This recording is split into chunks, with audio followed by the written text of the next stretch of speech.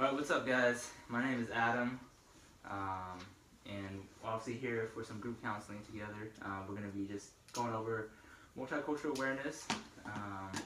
So yeah, let's go ahead, let's start off introducing ourselves, how old you are, where you came from, where your nationality, and yeah, so let's go ahead, go with you sir. My name is Gene. I'm Filipino-Japanese, and I'm a college student. My name is Kua, I'm Long, and I am graduating this semester. I'll be done this semester. Hello, my name is Carl. I'm Filipino, Polish, and Belgian, and I'm a Chico State student. My name is Scott. I'm a father of two, and I'm going to CC Chico. Oh, nice. Must be rough being a father too, huh? Oh yeah, it is. Oh man. Alright guys. So first off, let me kind of go over our ground rules real quick for our group session here. So I just want to reassure you guys this is a safe place. Our group discussion here, it's a safe place. Everything is confidential that we're doing here. You guys can remain confident with me and also with each other. We gotta make sure that whatever we say in the group stays in the group as well. Obviously, unless if you have like, you say you want to tell something about Gene's story, then you have to have permission obviously to do it. And you guys have to both be okay with it, right? But yeah, just make sure everything is confident here. Whatever we say here stays here, and I want to make sure this is an open environment. So be free to express yourself and say whatever you guys need or want to say. Also, at the same time, we want to respect one another when we're telling either a story or whatever comments we have to make. So if you have to say something rude, don't say anything rude about it. Just keep it to yourself if you have, or just make sure we respect each other, right? Also, when somebody's talking, we want to make sure we don't have side conversations. We want to make sure we're paying attention to whoever's talking. Also, when I'm talking as well, we want to make sure we're paying attention. It makes the discussion easier and faster, right? All right, guys. So first off, let's start off with a little bit of icebreaker, right? So we're gonna we're gonna go one by one. Start with Gene. You're gonna tell two truths and then one lie, and then we're just gonna go guess down.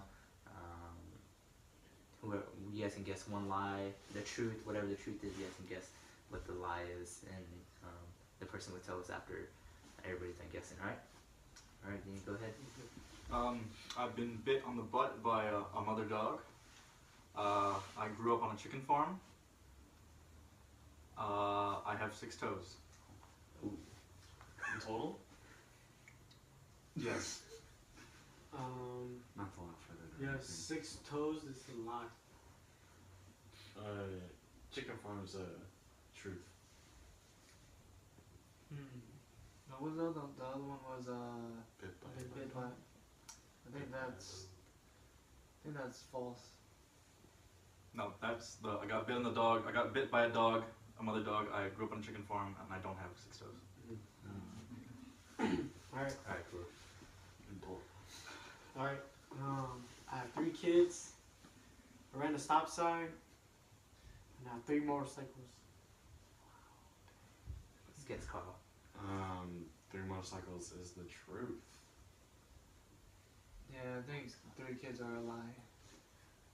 Stop sign is the truth. Actually, 3 kids. I was married at a very young age because of my culture. I got my girlfriend pregnant, Wow. and then I started to just me and my baby mom were not together anymore, and it's rough. I don't have 3 motorcycles. I ran a stop sign. Alright, Carl, let's hear what you have to share. I like the color blue. I have a tangerine tree, and my family owns an ostrich farm. Alright guys, so let's go ahead and let's guess his truth and his lie. I think the ostrich farm is a lie. I think the tangerine tree is a lie. What was the other one? What was it? 3 you only said? My family owns an ostrich farm. I have a tangerine tree, and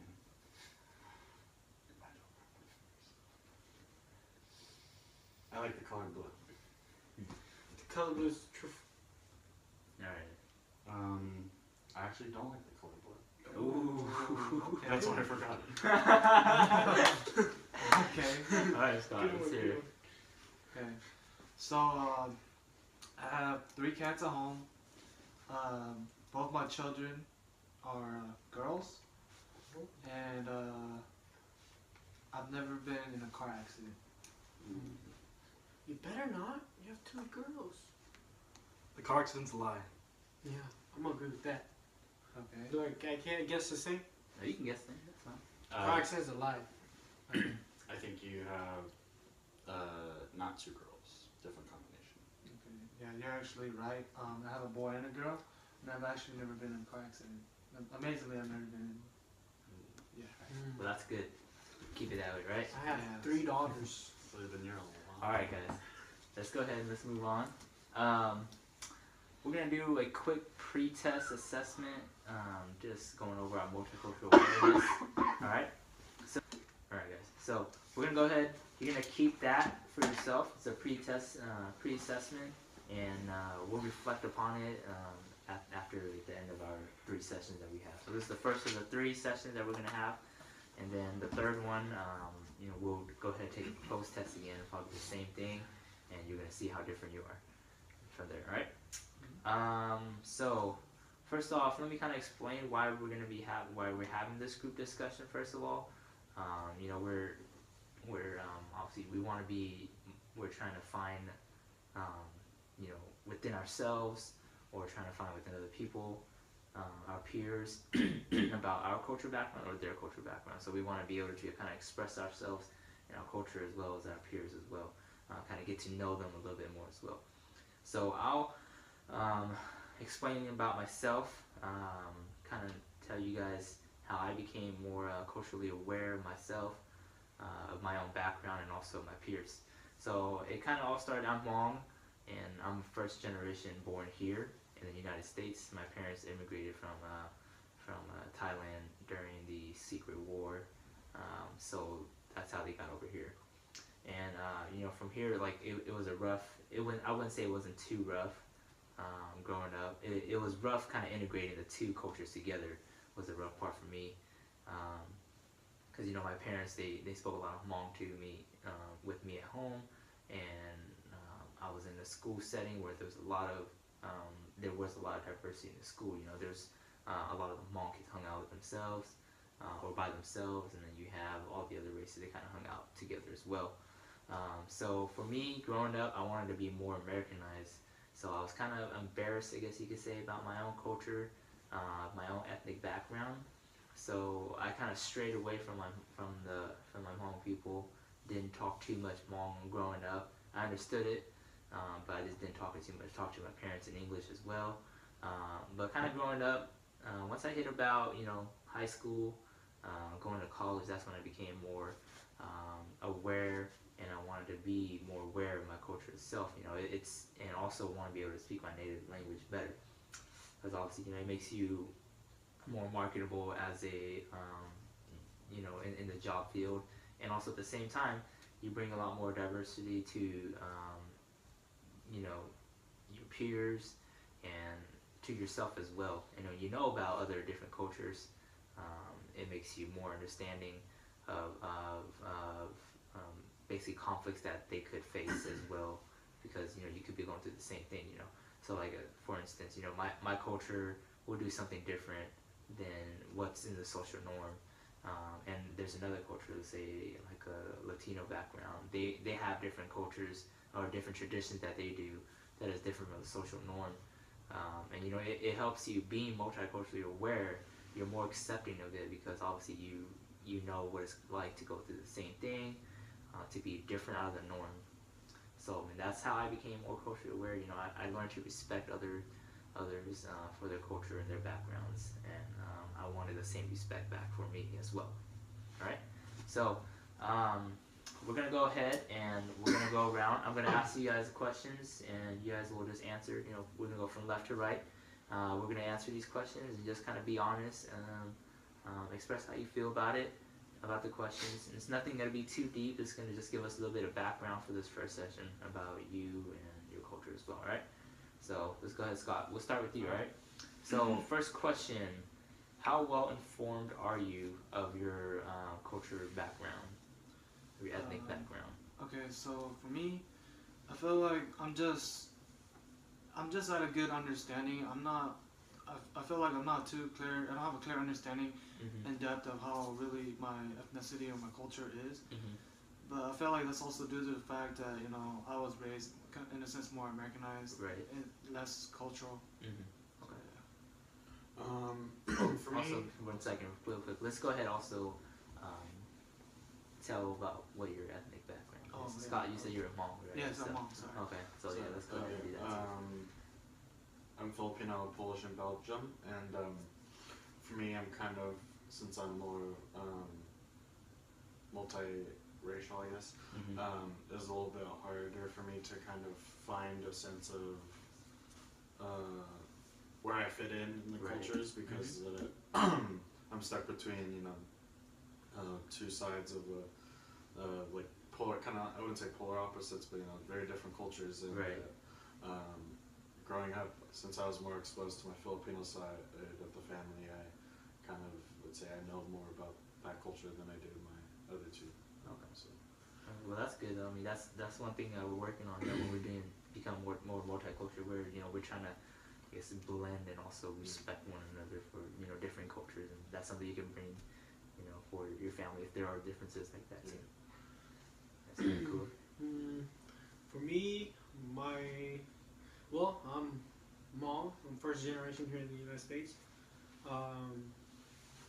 Really aware of it, really informed and educated about it, because my parents always tell me to learn how to speak my native tongue.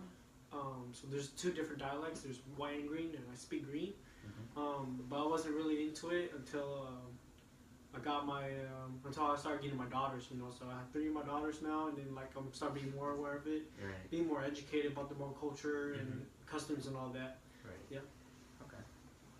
I'm Filipino Japanese, but I was raised Japanese because my grandparents, and that's who I saw the most growing up. But Right. the relatives that I saw were Filipino. Okay. So it's interesting because they're more Filipino than I am, Mm-hmm. but it's just how I was raised because that's the family that I saw. Okay. Would you say you're pretty aware of both backgrounds, or both ethnic backgrounds you came from, both cultures? Pretty much. I think more aware of culturally Filipino, but as far as I can speak Japanese better than I can speak Tagalog. Okay. So Try language then, huh? That's pretty cool. All right, guys. Well, that's good. So let's go on next question. Are you pretty well aware of your peers' cultural backgrounds, or just like other people around you as well? For me, I feel like I know to a respective level, so I would Mhm. know not to say something that would offend them, Right. and so I would just kind of just in a sense enough to be respectful of their Mhm. culture or of their ethnicity. Right. I'd say I know a good amount about my peers' cultural backgrounds, and like the people I hang out with, kind of just more so just because we do hang out enough to where it's like we feel comfortable with each other, and then the cultures just kind of they don't just blend, but it's just like when you get to know people enough that you do learn more about the cultures and kind of traditions and how to be more aware of it and stuff like that. Okay. Very cool. What about you? Well, for me, I'm always aware of my peers, because I grew up with different groups of people. Mhm. So like Hispanic, and Black, and white. So growing up, I always learned about the culture. But then now coming to college, when I don't know anybody's culture, it's always also really interesting to me for me to ask them, for them to tell me about their culture, Right. and for them to educate me about it. Mhm. it was interesting because I haven't met a Hmong person until moving to Chico, Oh wow. so it was cool learning about the Hmong culture. Right. And so now I want to say I'm a little bit more knowledgeable Mhm. about other cultures, but yeah, pretty much the people I know I tend to ask questions about their culture just because, you know, sharing food, sharing good times. Right. That's all sounds good, right? Sharing food and Mm-hmm. friendships, good bonds, right? So let's go ahead. Next question here. Um, what differences can you make within yourself and your peers, within your peers, and also your community to be more, culturally aware about different diverse cultures, or also even what have you done to help yourself to be more culturally aware? Let's go ahead and share that as well. For me, what I've done to be more culturally aware is really just to speak out, to have a voice, for your own culture, but at the same time, just really, respecting and embracing other cultures without, without discriminating other cultures itself. Right. Something for me that I've done to become more culturally aware is like when I first came around campus, I joined a Filipino club just so get more in touch with my roots and stuff like that. And just last year I joined a Hmong fraternity as well, and so it's like I definitely got a more chance of learning about the Hmong culture and just kind of like things like that. And it was just about just immersing myself in other cultures is kind of like what I've kind of been doing since I've gotten here in Chico State, and then just keeping an open mind about the things that happen, and just about the cultures and stuff like that, and just being willing to learn and willing to just receive it and stuff like that, and be able to share your knowledge as well. Right. Nice. For me, I would say just being an advocate for myself, my culture, and my peers. Right. Because for me, I'm always willing to learn from others, and I've never been part of an event called Dia de los Muertos in the Hispanic community, and it's the Day of the Dead, and being exposed to it and learning a little bit more about it. It's more than just it's not a Halloween costume, or this is actually a celebration of the death of the loved ones they have, and then just being able to learn about it and to educate people more about it when they ask questions about it. Right. But also be advocating for myself, like especially when people ask, "Oh, are you Chinese or whoever?" Then you educate them about who you are as a Hmong person, or I wear like jewelries or wear Hmong clothes when events happen, and I'll just go out there and educate people about it. Right. Nice. Yeah. One of the things I've done is that I learned Japanese at a later age because my parents really didn't stress learning the language, but growing up, you hear it, so it becomes normal. But to be able to speak it fluently is a big thing. Right.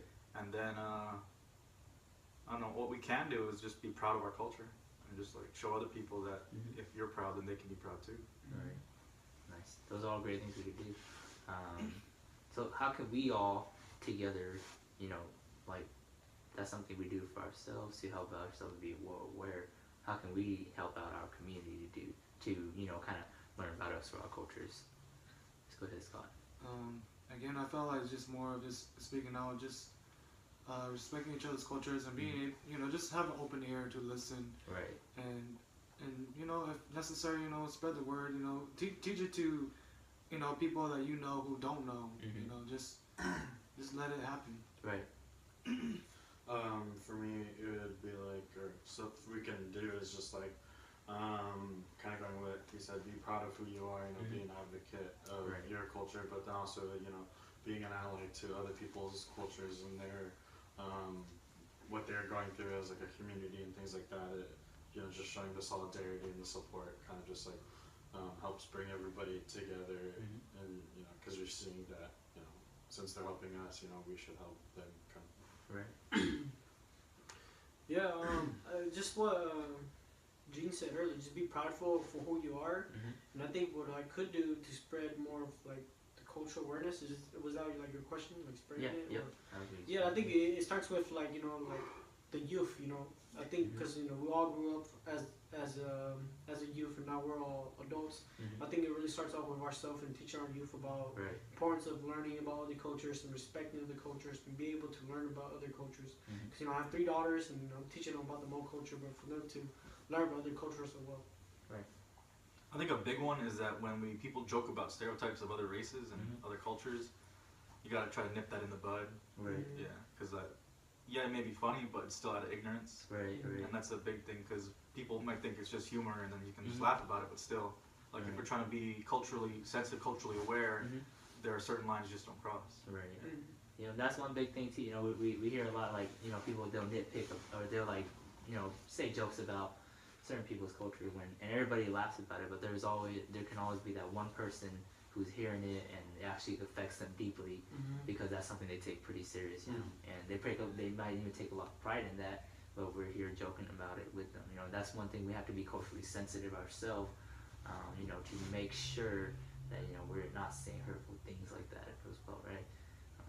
And that's a big thing, guys. Like you guys you know, hit it right in the nail. You know, just, you know, it starts within ourselves, right? I mean, you know, one thing we've always said, a lot of people say, you know, you can't help outside too much. You can't really help yourself, right? If you don't have your proper knowledge of your own, you know, how's it, you know, that you're gonna go out and kind of teach other people about your culture when you have minimal knowledge of your own culture, right? So it helps for us to kind of build that within ourselves and to kind of just, you know, express it from out of the, you know, and like how what Kua said, you know, it starts at a young age, right?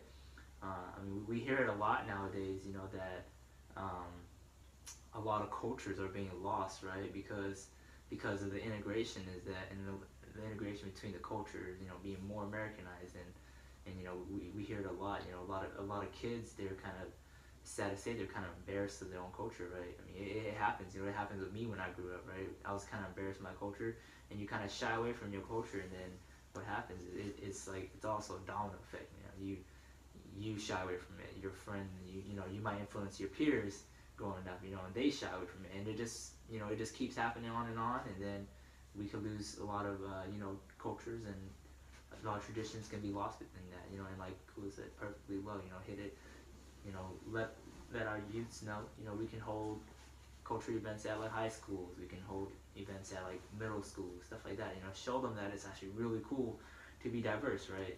That's a big thing that we can do. So let's go around really quickly to end off.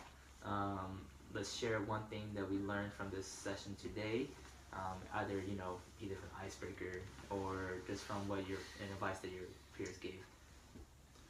For me, something I learned is to actually be proud of your culture, or just to be proud of who you are. You know, because that's how you're gonna start to create that awareness. Right. Same here. That it's just being proud of who you are is just, and being an advocate and an ally for you and others is kind of where it's at. And,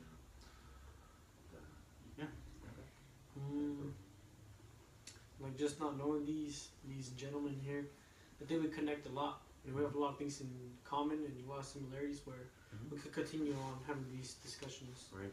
Yeah. I learned that Carl hates the color blue. Good.